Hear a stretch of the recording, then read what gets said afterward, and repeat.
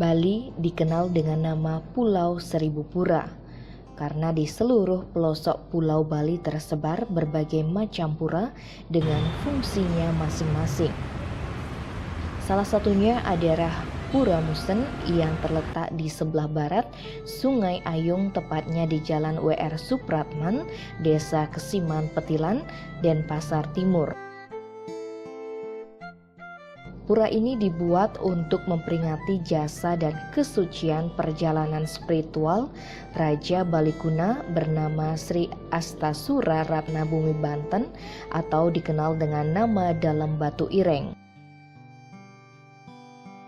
Fungsi Pura Musen adalah untuk pensucian atau pembersihan dalam kegiatan keagamaan di Desa Kesiman. Budayawan I Gede Anom Ranware menuturkan sejarah Pura Musen berawal dari kepemimpinan Dalam Batu Ireng di Bali atau di Buane Bangsul. Dalam Batu Ireng memiliki saudara kembar bernama Dalam Batu Putih. Dalam prasasti, kedua bersaudara ini disebut Dalam Ireng dan Dalam Petak.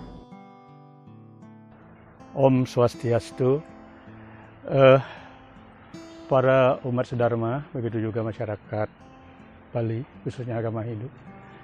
Sekarang kita berada di salah satu kawasan suci yang tepatnya berada di Desa Adat Kesiman, yaitu di Pura Musen. Nah, untuk mengetahui apa, bagaimana, dan untuk apa dibangun situs Pura Musen ini. Nah, perlu mungkin kita ketahui bersama sebagai sebuah eksistensi pelestarian seni, budaya, dan agama. Pura Musen itu sendiri, sejarah dari Pura Musen ini adalah berawal dari kepemimpinan Astasura Ratna Bumi Banten atau sering disebut dalam prasasti Dalam Tungkup, yaitu Dalam Batu Ireng. Nah, dalam prasasti Dalam Tungkup, Dalam Batu Ireng yang notabene-nya adalah bersaudara kembar, yaitu Dalam Batu Ireng dengan Dalam Batu Putih, yang dalam prasasti disebut Dalam Ireng, Dalam Petak. Nah, di sini kita terbawa oleh sebuah, boleh dikatakan catatan sejarah, boleh dikatakan sebuah mitologi, karena kita tidak bisa juga memisahkan antara sejarah dan mitologi itu secara detail, karena sifat dari publikasi di zaman itu mungkin lebih tepat pada mitologi. Nah, dari Dalam Batu Ireng ini memerintah di Bali atau di Buane Bangsul, yaitu beliau tepatnya dalam sejarah, dalam prasasti dicatat sebagai puri atau kerajaannya adalah di Penulisan, di Pucak Panarajon. Nah, dalam hal itu beliau mempunyai seorang anak namanya Astasura Sire Arya Panji Singaraja yang menjadi sekretaris waktu itu atau penyarikan. Nah, karena setelah beliau dinobat menjadi seorang raja di Bali Pulina atau boleh dikatakan di Buane Bangsul, nah, beliau ingat dengan adik beliau yang dulu terpisah di setengah hutan, yaitu Dalam Petak ini. Terdengar berita bahwa Dalam Petak berada di Jimbaran. Ya, mungkin sekarang lebih dikenal dengan daerah Nusa Dua, atau boleh dikatakan di Bali Selatan.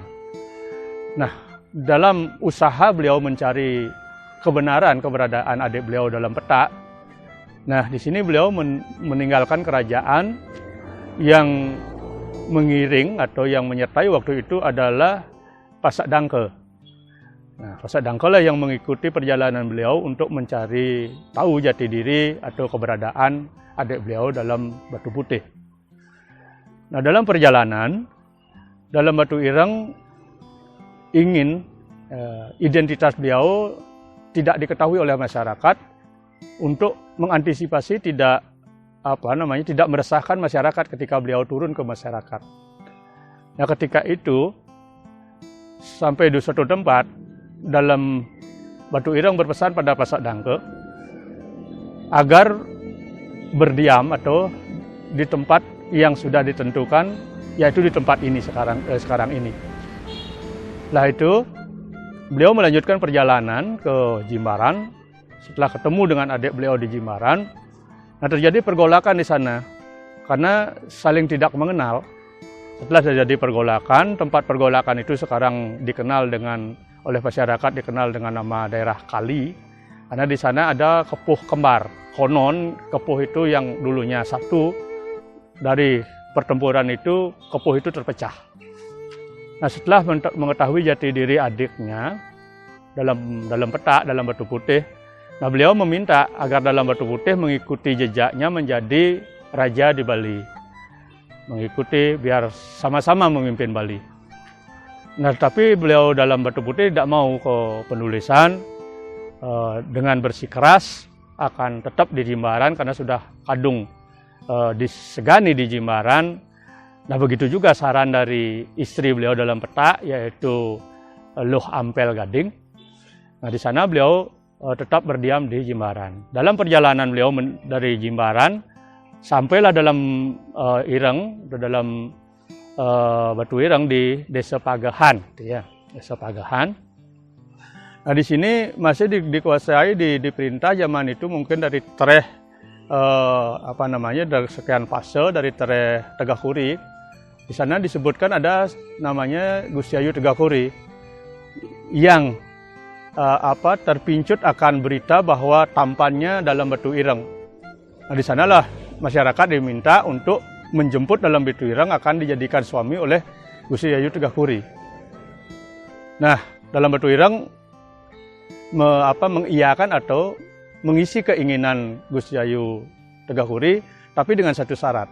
Dengan satu syarat, setelah pernikahan itu terjadi, beliau akan melanjutkan jalan spiritual, yaitu moksah, dan Gusti Ayu Tegakuri menyanggupi apa yang diminta oleh dalam batu ireng.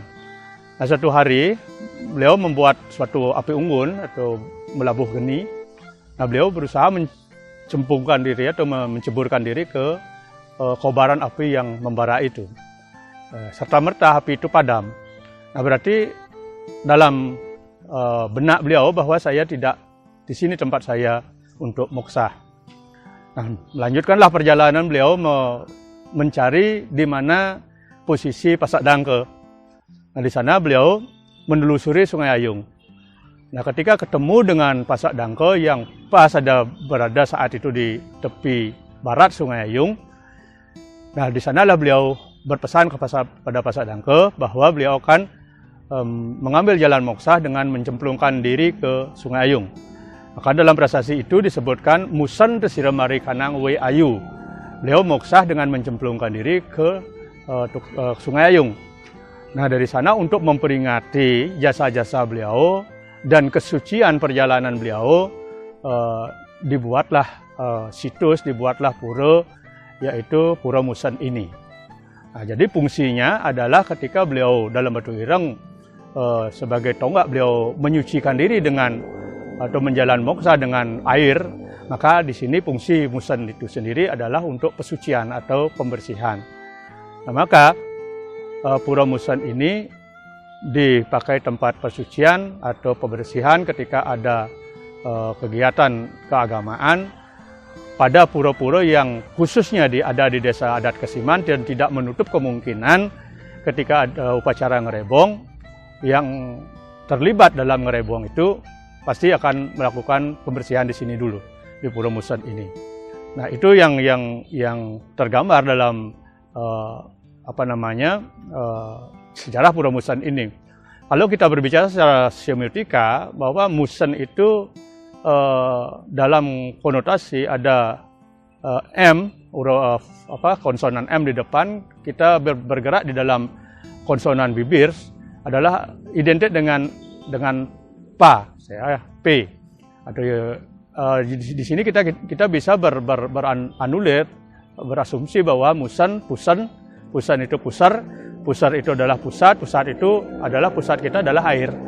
Makanya identik dia menjadi sebuah pusaran, ke belakang akan menjadi juga pura pusah. Makanya Pusah itu untuk masyarakat di tepi laut pasti dia membuat pura segara. Nah ini hampir sama fungsinya nanti dengan pura segara itu sendiri. Karena tempat suci itu yang menjadi acuan tempat suci atau situs untuk ritus adalah di mana ada pancoran, di mana ada bulakan, di mana ada danu, di mana ada laut. Itulah menjadi situs-situs atau tempat-tempat yang dikeramatkan atau disucikan untuk kepentingan ritual keagamaan. Mungkin itu yang bisa kita paparkan, sampaikan kepada masyarakat Bali, dan mungkin masyarakat luar Bali yang mungkin ingin tahu bagaimana keberadaan Pura Musen itu sendiri. Akhir kata saya ucapkan terima kasih. Om Santi Santi Santi Om.